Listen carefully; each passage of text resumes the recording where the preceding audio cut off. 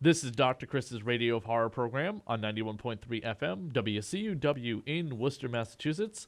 And on the show tonight, we have with us Tom Hodge, the Do Design, the author of VHS video cover art, a fantastic collection of artwork treasure, like movie history, I like to call it, from like the 70s, 80s, and 90s, back when we used to have VHS tapes, something that doesn't exist anymore, as well as the artwork. Thank you for coming on the show with us, Tom.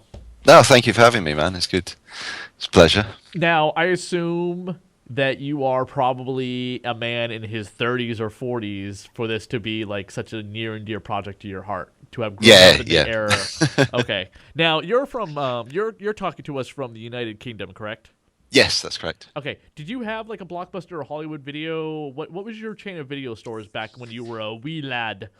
Yeah, well, we obviously Blockbuster came on later on the scene, but I was never a big fan of Blockbuster, to be honest. I was always preferred the independent mom and pops video. We actually did have a Hollywood Video, which was my local one, but it was a knockoff of the American. They actually did get in trouble for it, and they just ripped the name, but they weren't affiliated. But yeah, it was all. I mean, I grew up with Blaby Video Store, uh, the Video Box, Hollywood Video, and then we had the mobile video van. I don't know if you ever had those over in the States, but they were quite funny. He used to come around once a week with his mobile van, and you pick out videos out the back of the van. We might have.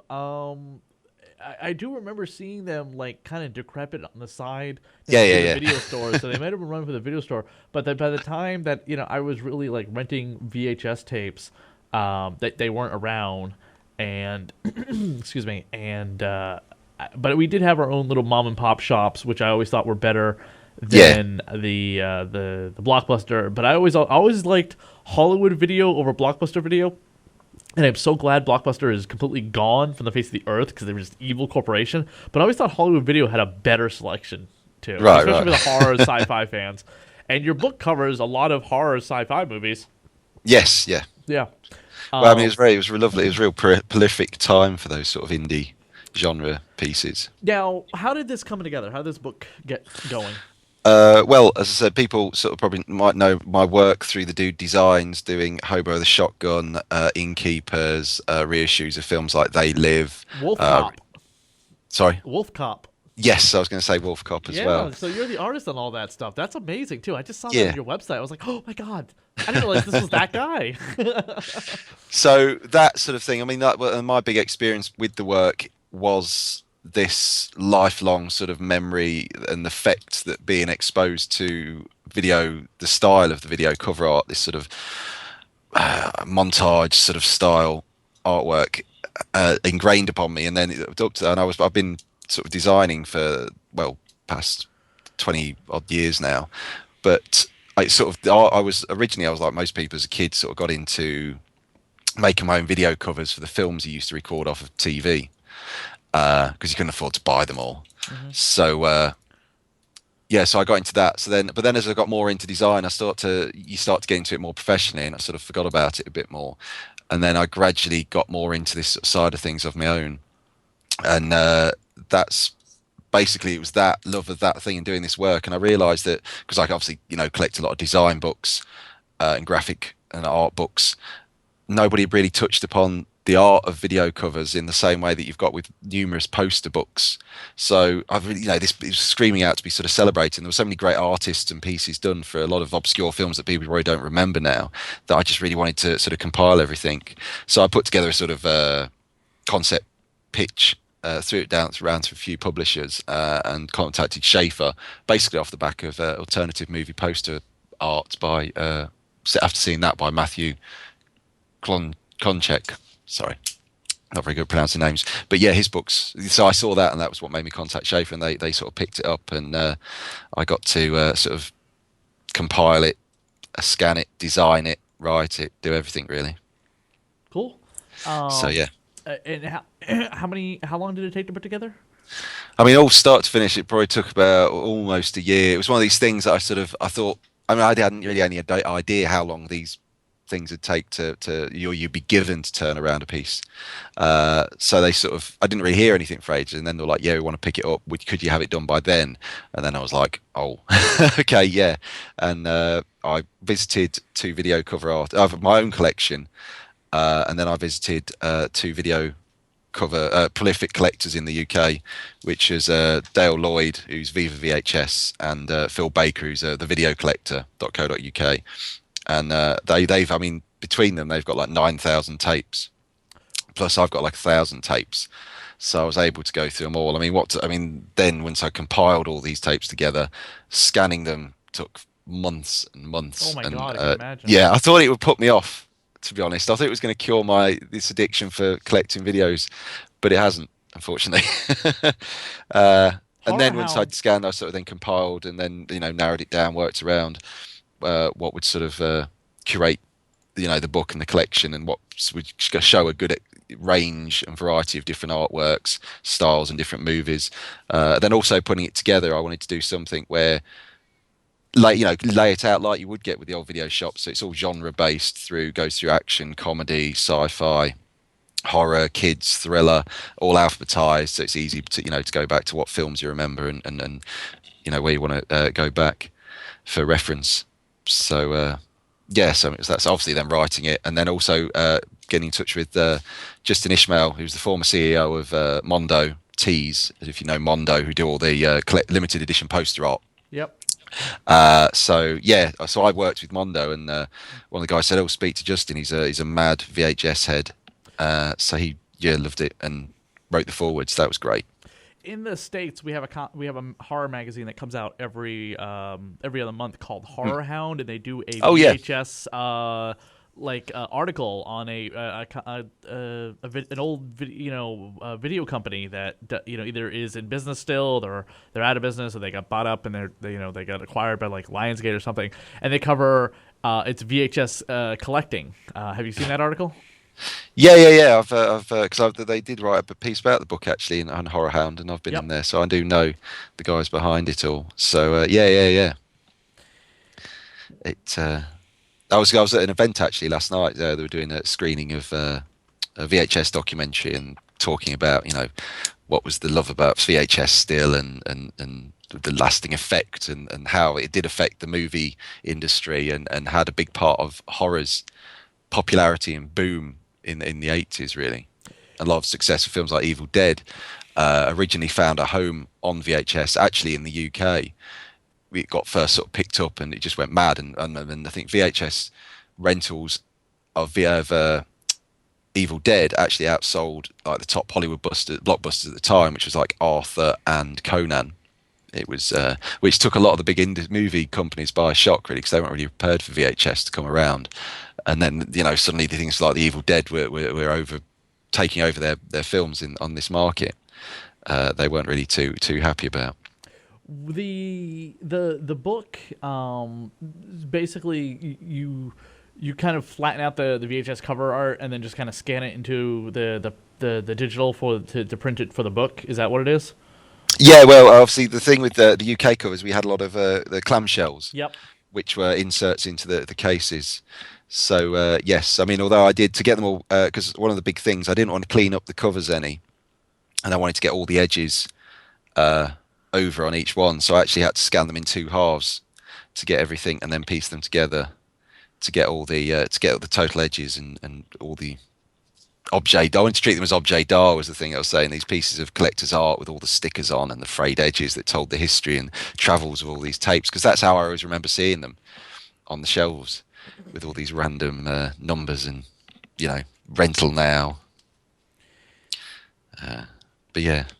So it does. They do. It's quite, I suppose, rancism in a way, but it's definitely still an obsession. And I don't know. Every time I see a tape, it still gives me that, and the cover art still gives me the same buzz as when I was a kid going around the shelves. It was my first entrance, and a lot of people of the same generation. I mean, it brought films to the masses in a way that hadn't been done before, and it just opened up the gates to loads more. You weren't just limited to the set films that were on at the cinema. We suddenly got this, and also kids then could get more access to horror films that we'd never got before, and we were watching 18s that we shouldn't have been doing, and it really opened the gates to that sort of thing. Now, is that how the rating system is in the UK? They do it by like the age, and not like a R-rated PG and stuff. Yeah, yeah. I mean, there's a big fuss, obviously, in the UK because they banned, obviously, Evil Dead got banned for Yep, years because yep, originally everything that was I'm aware of. released, and then they said the Texas Chains. newspapers basically kicked off saying, "Oh, the our children are watching these terrible films," and they've got kids at school in like the 70s on camera going, "Yeah, I watch it for the blood and guts. I don't care." Uh, And and they banned Texas everything Chainsaw, outright. Texas Chainsaw Massacre was another one banned. Yes, yes. I Spit on Your Grave, Zombie Holocaust, obviously were big ones. Driller Killer. Yep. I Spit on Your Grave's actually still banned, I believe. Obviously the big ones. Loads of ones like that, really. I mean, Cat in the Brain was banned. Zombie Flesh Eaters. Yep. Obviously, the Cannibal Holocaust, Cannibal Ferox. Those all those were banned. Yeah. The Now, did you? I mean, there's so many like great like artistic covers out there, and of course, these movies, by the way, sometimes were not as great as the artistic covers. Did you base it on how great the artwork was, or how good the movie was to make No, it it into was the book? purely based on artistic merit. Okay, yeah. What are some of the Definitely. worst movies in here that you put in here just because the artwork is so amazing, but the movie is utter garbage?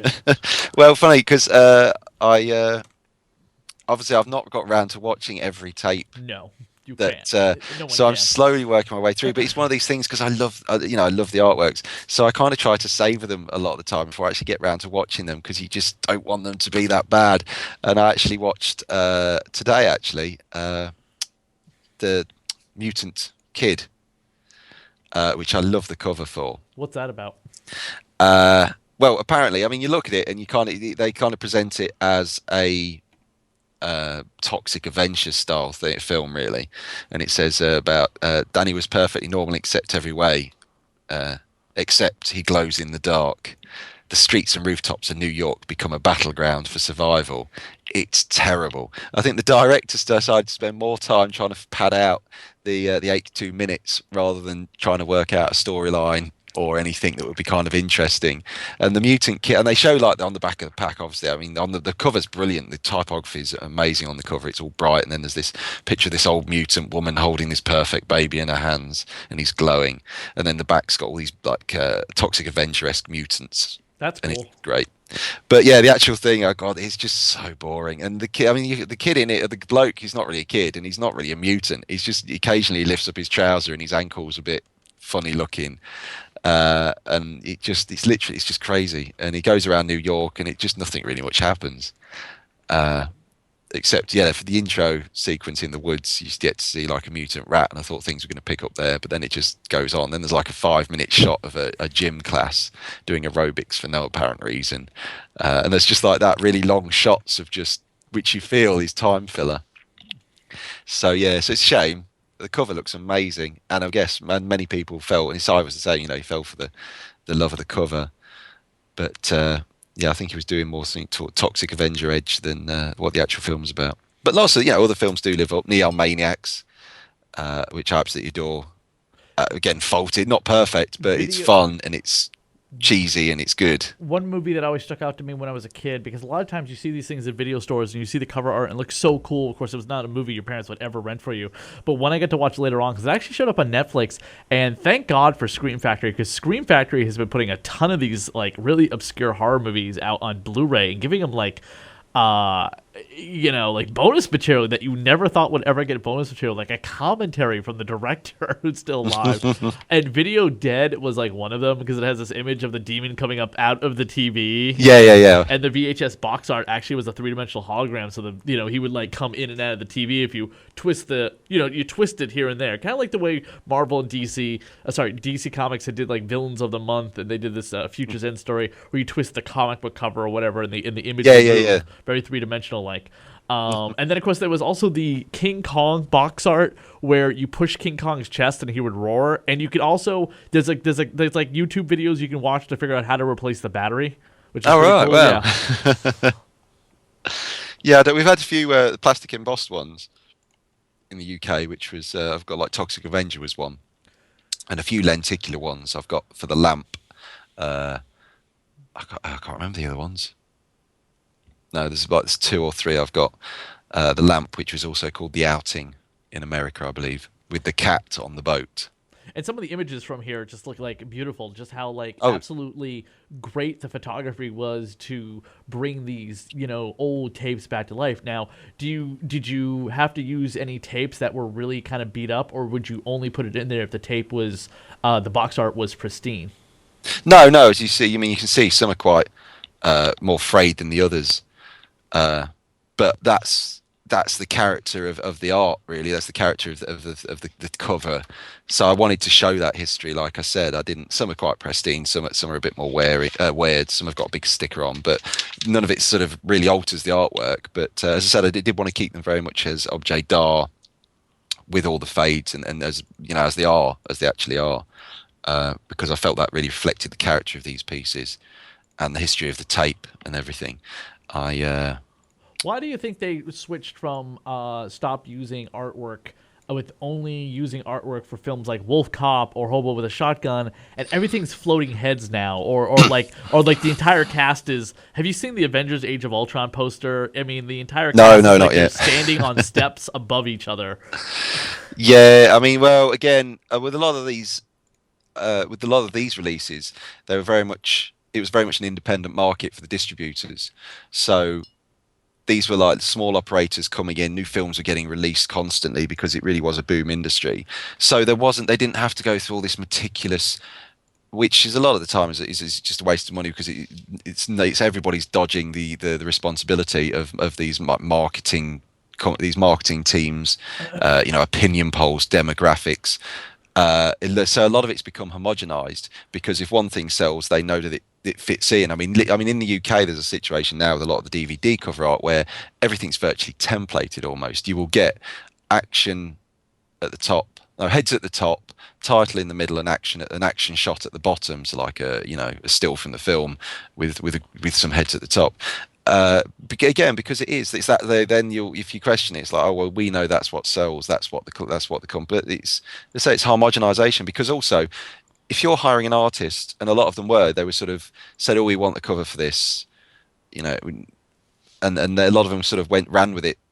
And now, if you were to hire an artist and you're sitting in the marketing department or the sales department, to sort of try, it's nothing. It's beyond your knowledge of art and stuff to say, oh well, maybe that's not. I don't know.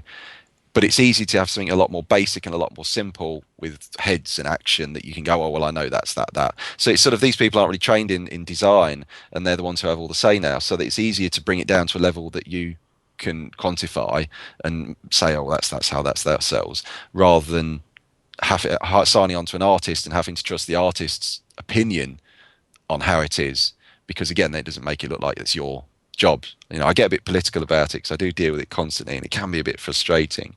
But I think if it shows that creativity does show a film, and a lot of these were very inspiring.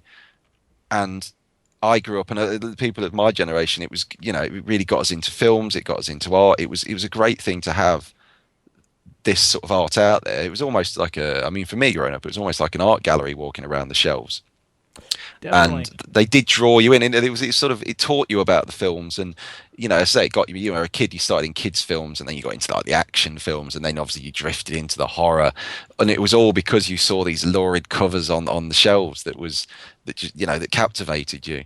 And it's a shame that now, particularly with like digital and even downloading, you've got a file now and there's just a bit of text below it, which is what a lot of kids will be exposed to films by. So it was like a warm-up act. It's created this journey. And I always say that the artwork always sets you up. It'll set you up for the trip that you're about to go ahead. You're about to go through, really. And I still, if I've got a film on video, I'll sit with the box next to me and have that as I watch the film, because it's all part of the experience. Yeah, it's something that's sadly lacking, and it doesn't, like you say, the Photoshop heads doesn't capture the imagination like it used to do back in, even the posters art with Drew Struzan back in the days of Indiana Jones, Back to the Future, all those, Star Wars as well, the original Star Wars. That really, wow, that was the first thing we saw, and that had that impact on us. But yeah, so that, I think that's my opinion of why sort of why it's doing the things And you also now. have some cartoons in there too. Like I saw Adventures of Teen Wolf, which I didn't even know had a cartoon series. I knew Rambo did, and I saw Star Blazers, and I saw a couple other things. Well, yeah, that's what I want again because I wanted to put those in, and I got the Rambo and RoboCop because I loved the fact that obviously they knew, and you would RoboCop never had a get this any other series, time, yeah. that the kids were watching Rambo and RoboCop, these 18 films. And it's funny how it drifted into the entertainment thing where you ended up getting Rambo figures, Rambo cartoons, same with RoboCop. Uh, yeah, I also wanted to get in Toxic Avenger, but I didn't have any. There wasn't good artwork that I found that was usable. But Toxic Avenger became a cartoon. My Pet Monster was obviously a good one. But there was another one. I mean, I know Commando made it into toy figures as well at the time. So it's funny. So I wanted to show those. I've got a whole range of the Rambo series on VHS. Oh, that's awesome. I remember watching that as a kid too. Yeah, yeah, I loved the figures. I mean, we were obsessed about Rambo as kids growing up. But yeah, it's funny how they all sort of made it into kids' films. I do love that. And the website that everyone can order from, besides of course Amazon, is VHSvideocoverart.com, Yeah. and you can order it from many different countries. I noticed too. Yeah, yeah, yeah. It's all so it's through Shaver, so it's sort of distributed worldwide. So you should be able to pick it up more or less. You can pick it up in Japan as well, but I couldn't work out the Japanese language to put the links up. Ah, I understand. But yes, so it's yeah. I mean, a lot of the covers are sort of UK based, but again, it's showing a new. I mean, I know there's a big market now for collectible artworks to films, and this is showing artworks to films you may not know or may know, but it's all incredible artworks in their own right. So it's opening up a whole new avenue of art that you would never you would never experienced before, because a lot of the art was UK centric. So, but it was produced by major artists, which did large posters. So you got people like Enzo Schiotti, who is an amazing, was an amazing Italian artist, Claudio Casaro and Rento Casaro, father and son, again amazing. Then you've got Graham Humphreys, who's very prolific UK, still working. He did Evil Dead and Nightmare on Elm Street artworks, and Laurent Maliki, who's the French artist. But there's hundreds, and so they're really amazing pieces. So a lot of them are highlighting films you may know and others you may not, but it's giving different takes. But I mean, you have to look at like Rolling Vengeance. It's an incredible looking artwork in its own right, which is it's a revenge for film, so the Death Wish. But the angle on this one is it's Death Wish with monster trucks. Gotcha. It's the definitive monster truck movie, apparently. But yeah, films like it's brilliant, and it really is. I mean, if you love films and love art, I think this, it will just, make everyone smile really who's seen it, and yeah. Are you going to do a second volume? Well, hopefully, if this is successful, I'd like to release sort of do US boxes. Germany have got again amazing artworks that you've never seen before for a lot of these films. I mean, go and Google how you'd find it though. But the German video cover for the Terminator is amazing, and it's different than what we've seen before.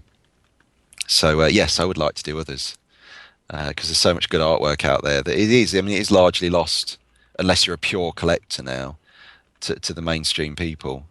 So you can't. And not all of them are on the internet. I mean, most of these as well haven't been on the internet before. So when I was compiling them, I was quite conscious seeing what was everybody had seen before or what was new to people. Mm-hmm. So yeah, so I was trying to bring completely original pieces that hadn't been seen before. Awesome. Yeah. Well, hey Tom, this book looks amazing. As soon as heard about it, I think I did hear about it in Horror Hound. I might have seen it online, but this looks like a great kind of time machine back to your if you were a child during this time period, like a back to your childhood, or the old rental store days, which as much as I miss them, I don't miss them because I have Netflix now. We all have streaming services, and it makes it a little bit more convenient for us to watch an old movie that we really want to see, or some god awful film that we know is so bad, but we love it anyway. But again, thank you so much for coming on the show with us, Tom, to talk about the VHS video cover art book. No, thank you again. Thank you for having me on. It's been fun.